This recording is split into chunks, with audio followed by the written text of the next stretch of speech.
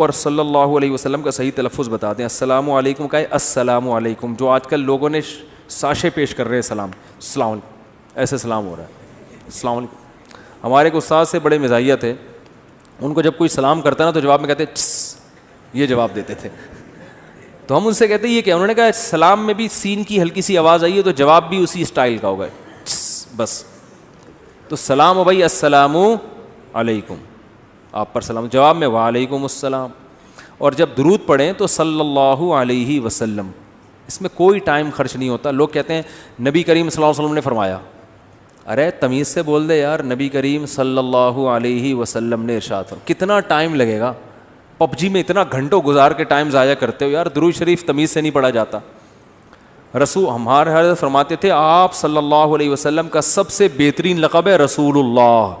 میں اکثر بیان میں دیکھتا ہوں, بولتا ہوں رسول اللہ صلی اللہ علیہ وسلم نے فرمایا, کیونکہ نبی کا جو ہے نا اس سے بہتر کوئی عہدہ ہے نہیں کہ آپ اللہ کے کیا ہیں, رسول ہیں, اللہ کے نمائندے. تو سب سے پیارا لفظ کیا ہے؟ رسول اللہ صلی اللہ علیہ وسلم. تو تمیز سے بولا کریں, شارٹ کٹ نہ مارے کریں رسول اللہ رسول آپ صلی اللہ علیہ وسلم فرمایا, یوں بول رہے ہوتے ہیں لوگ. جیسے میں سوال پڑھتا ہوں نا ایسے لوگ درود پڑھتے ہیں.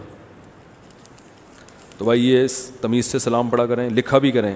حضرت ابو بکر نے مسیلمہ کذاب کو اس لیے قتل کیا کیونکہ وہ صحابہ کرام اور مدینہ پر حملہ کرنے لگا تھا. نئی رپورٹ آئی ہے بھائی سامنے, وہ جھوٹی نبوت کا دعویٰ کیا تھا اس لیے قتل کیا تھا اس کو.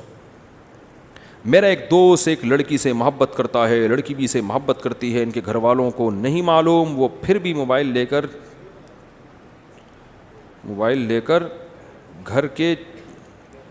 گھر میں چھپ کے اس طرح باتیں کرتی ہے. اچھا 1 بجے سے پورا ٹائم لکھا ہوا ہے بھائی.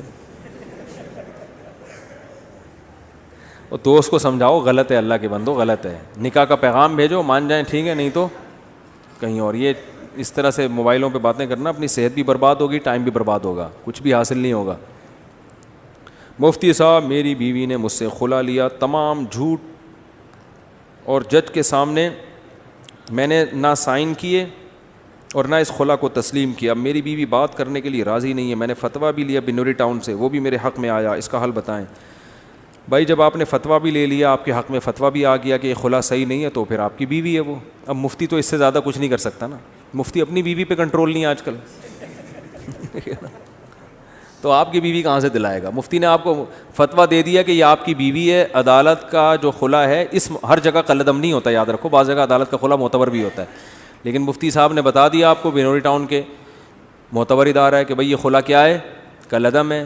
تو اب آپ کی وائف کو چاہیے کہ اللہ سے ڈریں, وہ اگر کہیں اور نکاح کریں گی تو وہ زنا ہوگا. عدالت اپنی بیوی کو طلاق دے سکتی ہے, جج صاحب. دوسروں کی بیویوں کو جج صاحب طلاقیں نہیں دے سکتے. طلاق کا رائٹ اللہ نے کس کو دیا ہے؟ مرد کو دیا ہے. میرا ایک دوست ہے, وہ ایک لڑکی کو پسند کرتا ہے اور وہ لڑکی بھی میرے دوست کو پسند کرتی ہے, اور تو اپنے رکھ کے نا اپنے دوستوں پہ سنا رہے ہوتے, اپنی بات ہوتی ہے, رکھ کے کس پہ سنا رہے ہوتے ہیں؟ دوستوں. اور میرے دوست کو پسند کرتی ہے اور دونوں نکاح کرنا چاہتے ہیں, لیکن لڑکی پشتو اسپیکنگ ہے اور اس کے گھر والے کہتے ہیں ہم شادی کے معاملے میں پٹھان لوگوں کے علاوہ کسی سے شادی نہیں کریں گے. اس پر روشنی ڈال دیجئے.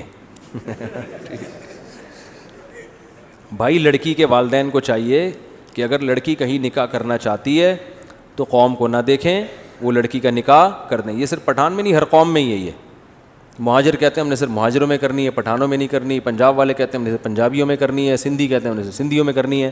یہ ہر قوم کی بیماری ہے. تو اس لیے یہ نہ دیکھو, اگر لڑکی کہیں نکاح کرنا چاہتی ہے, اپنی قوم میں نکاح بہتر ضرور ہے کہ وہ اپنے مزاج کو سمجھتے ہیں اپنی قوم کے لوگ, لیکن یہ کوئی فرض واجب نہیں ہے. لڑکی اگر کسی غیر قوم میں نکاح کرنا چاہ رہی ہے, چاہے مہاجر ہو, پٹھانوں میں چاہ رہی ہے, تو مہاجر کو چاہیے نہ روکے اس سے. پنجابیوں میں چاہ رہی ہے تو پٹھان کو چاہیے کہ پنجابیوں میں چاہ رہی ہے تو نہ روکے. تو یہ نبی صلی اللہ علیہ وسلم کی حدیث ہے, صحیح حدیث ہے, لن تری للمتحابین مثل النکاح. آپ نے فرمایا دو محبت کرنے والوں میں نکاح سے بہتر کوئی چیز نہیں ہے. تو جہاں محبت ہو والدین کو چاہیے وہاں نکاح کر دینا. اور یہ حدیث کس موقع پر فرمائی آپ صلی اللہ علیہ وسلم نے؟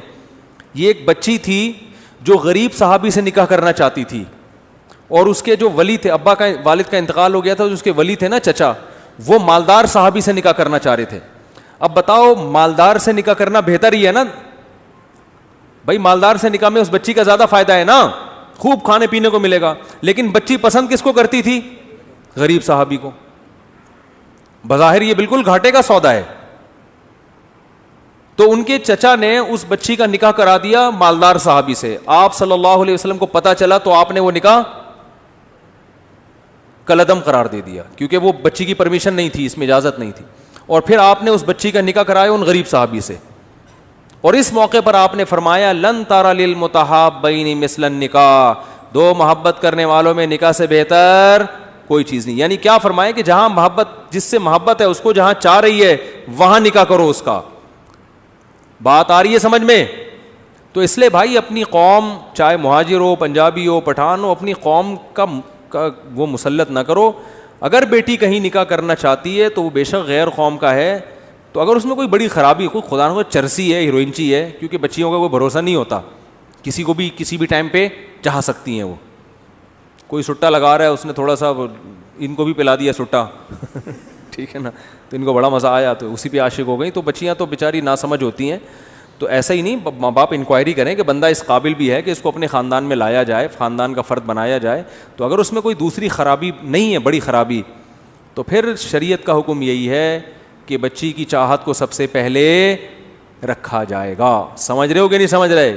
اور اس کی مرضی کے بغیر کسی کو اس پہ مسلط کرنے کی اجازت نہیں ہے. بعض خاندانوں میں بڑا ظلم ہوتا ہے بیٹیوں پہ, نہیں چاہ رہی ہوتی زبردستی تھوپ دیتے ہیں جا کے. تو یہ ظلم ہے, اس کا گناہ ملے گا, قیامت کے دن اس کا جواب دینا پڑے گا والدین کو, جو بھی والدین اس طرح کرتے ہیں. دیکھو اسلام کا پتہ اسی وقت چلتا ہے جب آپ اپنی چاہت کے خلاف اسلام کے حکم کو فالو کرتے ہو. بھائی جب تک اسلام آپ کے کلچر کو سپورٹ کر رہا ہے پھر تو ہر آدمی اسلام کو فالو کرے گا نا. بھائی اسلام میرے کلچر کو اگر کو سپورٹ کر رہا ہے, بھائی ہمارے یہاں کلچر کیا ہے, ولیمہ ہم سب کرتے ہیں نا, تو اسلام بھی کہتا ہے ولیمہ کرو, تو پھر سارے ہی کر رہے ہیں. تو یہ ٹھیک ہے, اچھی بات ہے, لیکن اس سے آپ کا مسلمان ہونا تھوڑی پتہ چلے گا. کیا خیال ہے؟ اس سے تھوڑی پتہ چلے گا. پتہ جب چلے گا جب آپ کا کلچر کچھ اور کہہ رہا ہو اور اسلام کچھ اور. آپ کا کلچر یہ کہہ رہا ہے کہ بچی کی شادی ماں باپ جہاں چاہیں کر دیتے, بچی سے نہیں پوچھتے بس. لیکن اسلام کیا کہہ رہا ہے؟ آپ کو بیٹی سے پوچھنا پڑے گا, اس کی چاہت کا خیال بولو بھائی کرنا پڑے گا. میں نے بڑے بڑے علماء کو دیکھا ہے, ان کی بچیاں بہت نو عمر تھیں, بالغ ہوئیں, اب خود پوچھتے ہوئے شرم آتی ہے باپ کو. تو انہوں نے کہیں رشتہ کیا تو ماں سے کہلوایا بچی کی, یا کہیں رشتہ داروں سے کہ بھائی اس کو علیحدگی میں لے جا کے بچی سے پوچھو کہ یہ دل سے راضی, کیونکہ بعض دفعہ بچیاں سامنے شرما رہی ہوتی ہیں بولتے ہوئے, ماں کے سامنے بھی شرما رہی ہوتی ہیں کہ ماں ابا کو شکایت لگا دے گی. تو باپ نے کیا کیا, عالم تھے, انہوں نے کہا کہ بھائی الگ سے لے جا کے نا کسی سہیلی کے ذریعے, فرینڈ کے ذریعے پوچھواؤ, اس کے سامنے اپنی راز کی بات اگلے گی. تو ایک بہت عالم تھے, بڑے مشہور ہیں, انہوں نے کیا کیا, انہوں نے مجھے بتایا کہ میں نے یہ کیا کہ میں نے ایک لڑکی کو, بچی کو بتایا کہ میری بیٹی سے جا کے پوچھو کہ میں یہاں تمہارا نکاح کر رہا ہوں, دل سے راضی ہو یا نہیں, تمہارے ابا کر رہے ہیں یہاں, اور اگر کسی اور سے چاہتی ہو تو بتا دو. لیکن یہ کہا کہ یہ نہیں کہنا کہ ابا نے کہا ہے, کیونکہ پھر وہ نہیں بتائے گی. بات نہیں آ رہی سمجھ میں؟ یعنی اس کی فرینڈ کے ذمے لگایا کہ اس کے دل میں اگلواؤ ہے کیا. بہت مشکل ہے بات سمجھانا, صحیح ہے, کیونکہ بچیاں اپنی فرینڈ کے سامنے تو لڑکی بتا دے گی نا, رشتہ داروں کے سامنے نہیں. اس کے دل میں کہ اگر یہاں نہیں کہیں اور ہے تو بتا دے. یہ بات آ رہی ہے؟ تو چونکہ اسلام کو فالو کر رہے ہیں نا بھائی, اسلام کا تو یہی حکم ہے. بھائی اس کے دل میں اگر کوئی ہے تو باپ کو تو بتاتے ہوئے شرمائے گی, ابا کہیں اچھا ہم نے گھر میں اسلامی ماحول ہے اور تمہارے دل میں کسی کو بسا کے بیٹھی ہوئی ہے تو ہیں, تو وہ الٹا غیرت کے تانے دینا شروع کر دیتے ہیں. او بھائی بسانا نہ بسانا ایک الگ کہانی ہے, لیکن نکاح وہیں ہوگا جہاں اس کی چاہت ہے.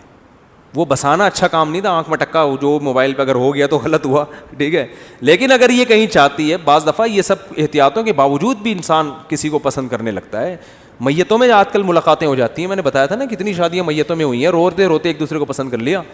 تو کب تک چھپو گے پیڑوں کی آڑ میں, کبھی تو ملو گے لنڈا بازار میں. یہ اسی موقع کے لیے, ٹھیک ہے. تو ان والد محترم نے کیا کیا ہے کہ اپنی بیٹی کے کسی سہیلی کو, فرینڈ کو کے ذمے لگایا کہ اس سے پوچھو, اس کا راز اگلواؤ اور میرا نام نہ آئے, تاکہ ایسا نہ ہو کہ میں اس چاہتی کہیں اور تھی اور ہم پہنا کوئی اور دیں, ٹھیک ہے. پھر دل میں کوئی اور ہوگا, سامنے کوئی اور ہوگا. اسی سے تو سارے فسادات ہوتے ہیں.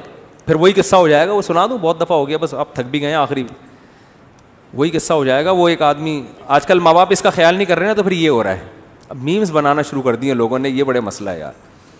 تو پھر وہی ہوگا کہ وہ آدمی گیا اور اپنی بیگم سے کہتا ہے آج سے تم ہی میری کائنات. وہ تو بیچارہ کسی اور سینس میں کہہ رہا تھا, تم ہی میری کائنات, تم ہی میری راحت, تم ہی میری مسرت. اس نے کہا اچھا. اس نے کہا کہ جب اس نے سارے راز اگل دیے ہیں تو پھر ہم بھی. اس نے کہا ٹھیک ہے, پھر ستار بھی تم, غفار بھی تم, وسیم بھی تم, جمشید بھی تم, پھر یہ ہوگا. تو سختی کریں اتنی جتنی اسلام نے آپ کو